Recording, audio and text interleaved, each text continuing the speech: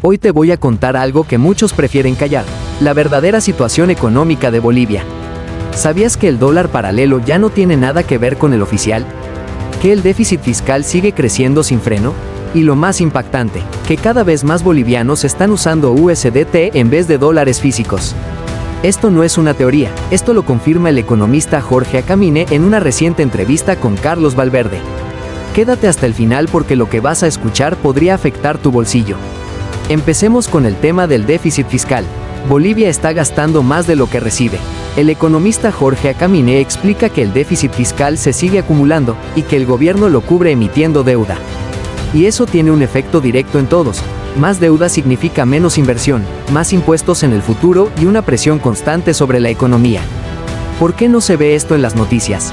Porque nadie quiere decir que el modelo se está agotando. Pero los números hablan. El gasto público sigue creciendo mientras las reservas se van agotando. Ahora, hablemos del dólar paralelo. Mientras el Banco Central mantiene el precio oficial congelado, en la calle el dólar ya vale mucho más. Según Acamine, esto no es sostenible. La diferencia entre el dólar oficial y el paralelo muestra una presión real que el gobierno no puede controlar. La diferencia entre el tipo de cambio oficial y el paralelo es una bomba de tiempo si no se resuelve de raíz. Y es la gente común la que paga el precio. Ya no consiguen dólares al precio oficial y tienen que recurrir al mercado informal, pagando hasta un 30% más. Y aquí viene lo más llamativo, el auge de USDT.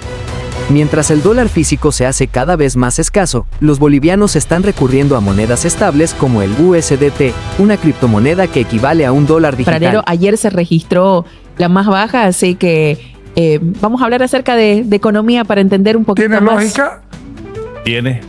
Tiene. La economía se basa en expectativas, 1, y 2, también en incentivos, ¿no? Ya.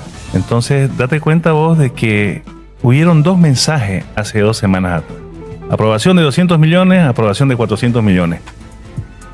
Y con eso, ¿cuál fue la expectativa de los que poseen dólares? Va a haber dólares y yo tengo, va a bajar. Entonces empezaron a liberar, a ofrecer y a ofrecer. Y obviamente, como no pueden vender con esa rapidez, empiezan a pedir menos. La cosa es que yo pueda recuperar mi dinero antes que siga bajando. Lo que están en el comercio de dólares, ¿no? Porque ellos obviamente trabajan y ganan dinero justamente de lo que es la especulación.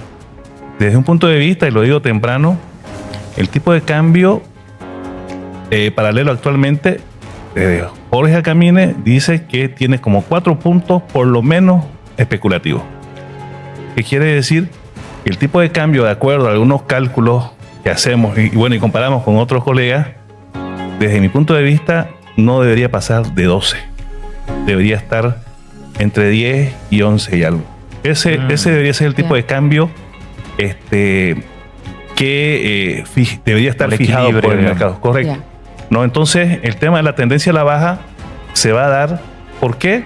Porque es altamente especulativo el mercado de divisas actualmente en nuestro país, ¿no? Y tiene una explicación. El tema de las bajas reservas internacionales que tenemos.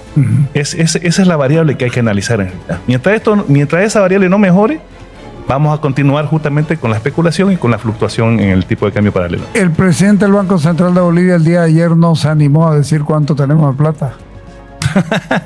¿No?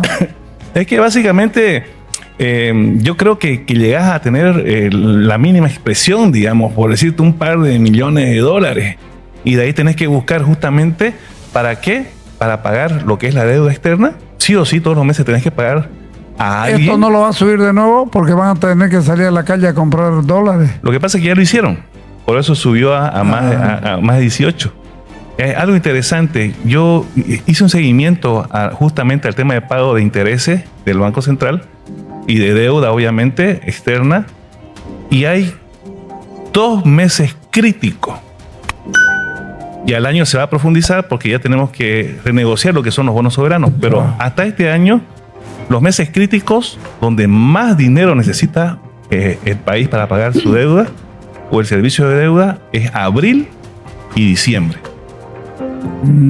Y los siguientes meses críticos son julio, ¿sí? Y septiembre.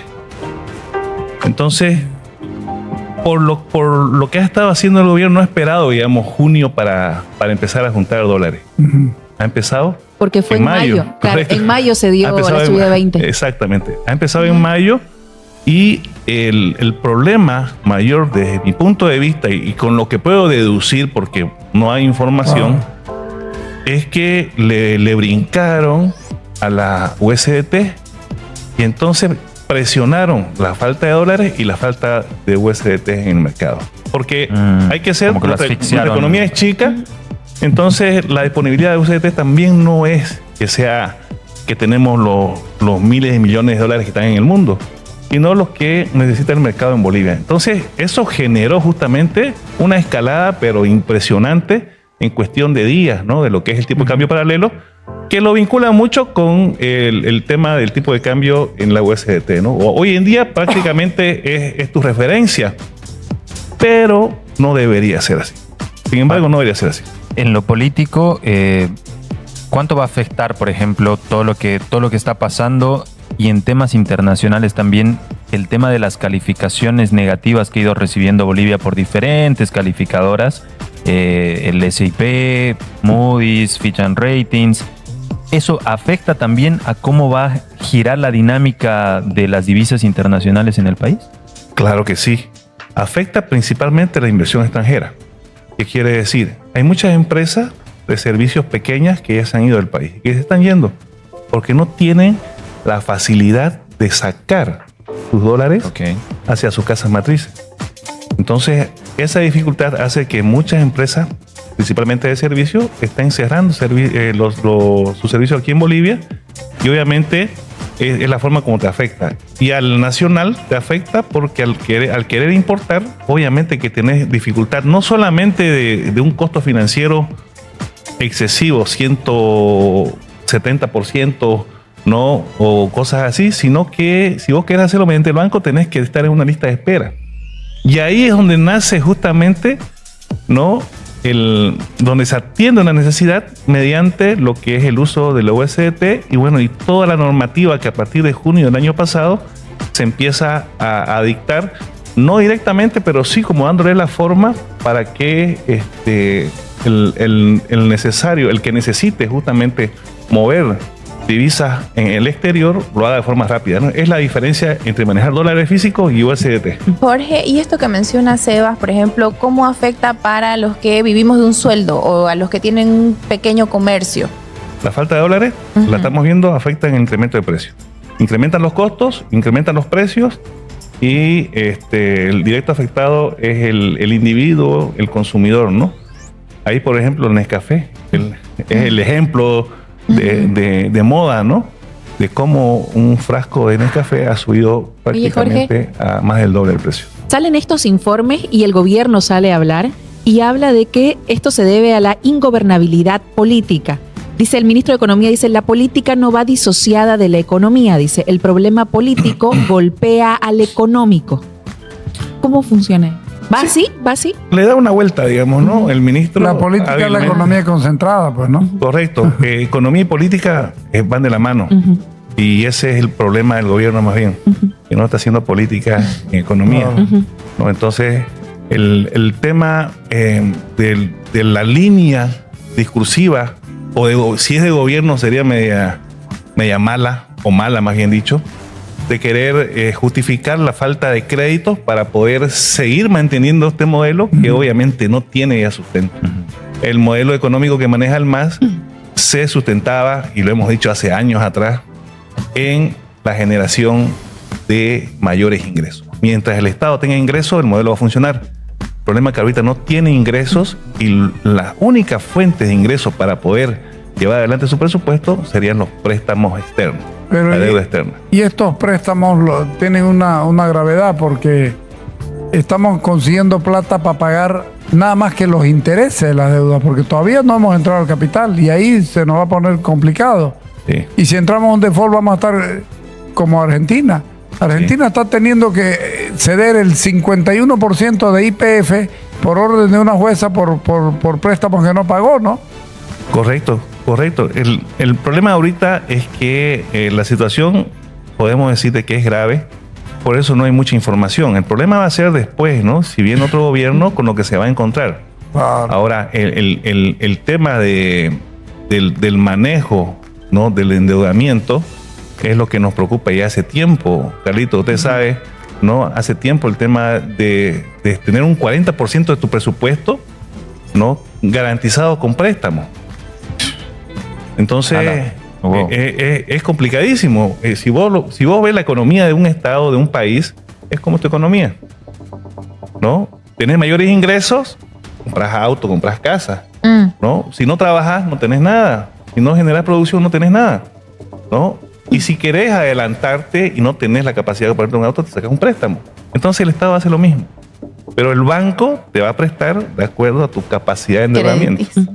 A ver cuáles son tus gastos, a ver cuánto te queda de flujo. Sí, te da para pagar una cuota.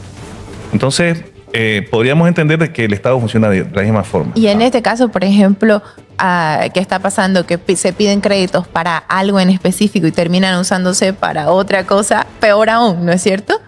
Mira, eso lo voy a explicar. Y la verdad que no he tenido la oportunidad, primera vez que me hacen la pregunta, lo he escuchado de algunos colegas también. Pero te cuento que cuando vos pedís un préstamo externo, se financia generalmente en dólares o en euros, ¿sí? Pero vos cuando lo ejecutás, ese préstamo en los proyectos que están especificados, no pagás en dólares. Claro. Entonces lo que hace el Banco Central, recibe dólares, ¿no? Y lo que lanza la economía son bolivianos. Paga la mitad en boliviano y lo demás lo usa para... Entonces los dólares que llegan vienen y se activan en reservas internacionales, y lo que hace el Banco Central es liberar boliviano. O sea, El hace cambio oficial. como una casa de cambio. Y entonces así acumula divisas Ya. y lanza bolivianos a la economía. Y por eso... ¿Puede usar esos dólares en otras cosas? Pero claro, porque en realidad lo que te está convirtiendo los dólares, Ya. yo me quedo con los dólares Ya. y toma bolivianos, le dice a sus diferentes empresas o instituciones estatales. Entonces, por eso a veces la confusión, no, pero si el préstamo es para construir un puente y con eso vas a comprar gasolina, dicen, no. En realidad llega el préstamo y ojo, no llega completo. Claro. Los 600 millones aprobados vienen por etapa y por fases de avance en los proyectos que se estipulan en el préstamo. O sea que no es tampoco descabellado que el gobierno pida créditos y los pueda utilizar para compra de Es combustible. lo que hace. ¿Qué es lo que está haciendo? Claro, ¿Qué es lo que haría? Digamos? En realidad, lo que hace es como un banco. Entonces, el banco central no puede darle dólares, digamos, a yacimientos, no puede darle dólares a ABC, ¿no? Le da bolivianos y ellos eso lo mantienen o lo activan, más bien dicho, en reserva. Es así como tenemos nosotros dólares. En realidad, llegan dólares igual de las exportaciones. El exportador, ¿no? Recibe pago en dólares y los dólares lo podría manejar en el mercado interno, claro que sí, pero tiene que llegar a un banco. Ya. Y generalmente, bueno, cuando teníamos un tipo de cambio oficial que funcionaba, sacaban bolivianos y tenían sus cuentas en dólares también.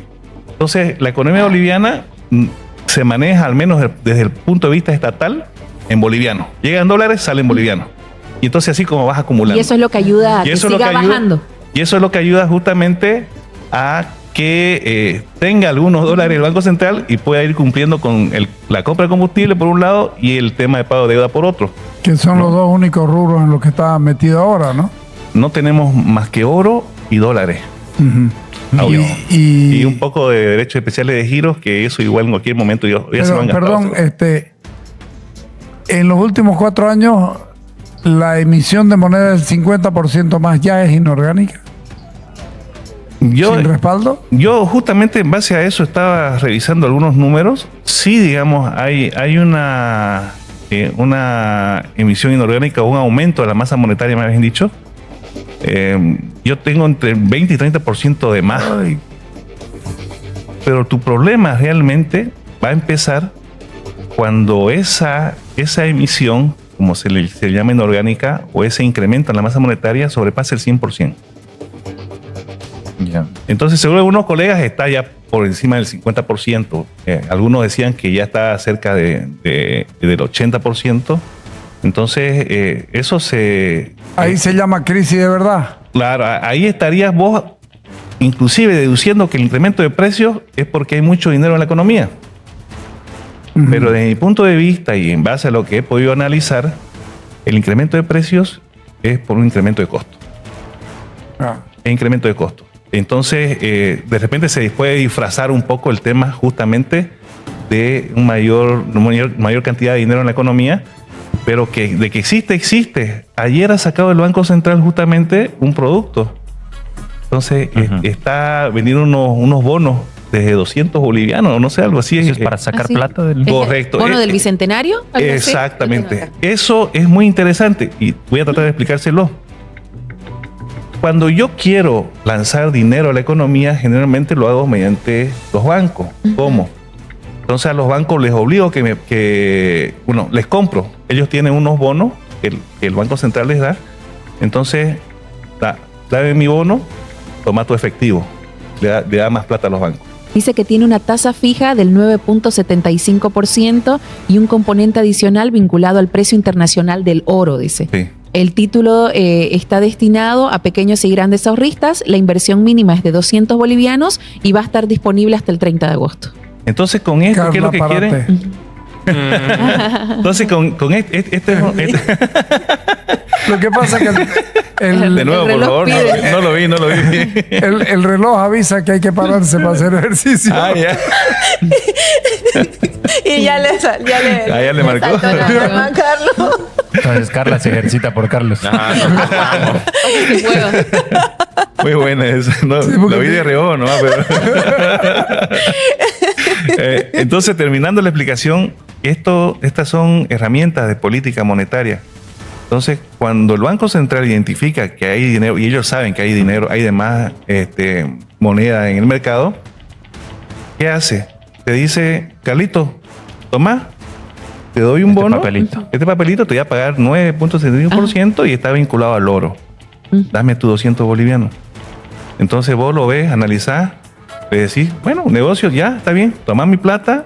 Entonces retira de la economía dinero. Recauda. Eso Y también da papelito, digamos, ¿no? Y eso en su momento también, como ejemplo, lo ocupó cuando había el doble aguinaldo, ¿no? Que salieron Sí, también bonos correcto. que justamente la gran cantidad de dinero que se insertaba en el mercado, digamos que de manera inorgánica, pueda también contenerse y no se disparen los precios. Son herramientas de política monetaria que se utilizan ya hace tiempo y bueno, eso en cierta parte ratifica lo que se dice de que hay dinero en demasía. Ahora, están queriendo justamente regular. Y me parece bien que reaccione el Banco Central porque la verdad que... Esa es su tarea. Es su tarea, uno. Lo han convertido lamentablemente en un banco de desarrollo. Hay que decirlo así porque lo que hace es prestar plata, ¿no? 5.900 millones de dólares ha prestado a las empresas públicas de las reservas. Si no lo hubiera prestado, si hubiera sido un banco central, con toda la ley, tuviéramos ahorita más de 5.000 millones en reservas. Pero una decisión política hace de que preste parte de las reservas y esos préstamos te cuento que son a largo plazo. ¿Qué quiere decir?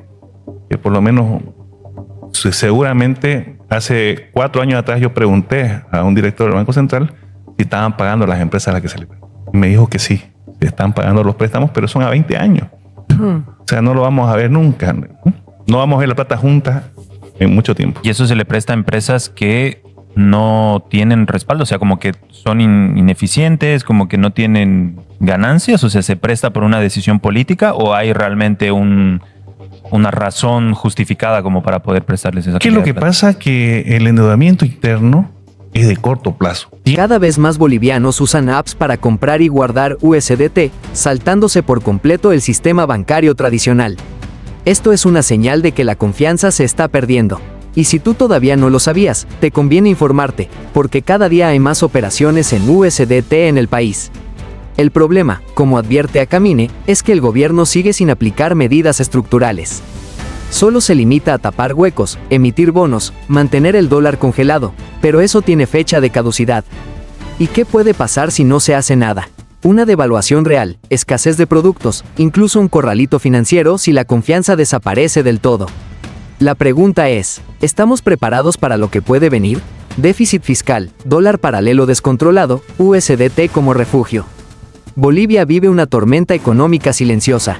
Y tarde o temprano, si no se toman decisiones valientes, esa tormenta va a estallar. Si te sirvió este análisis, suscríbete al canal y comparte este video. La información es poder.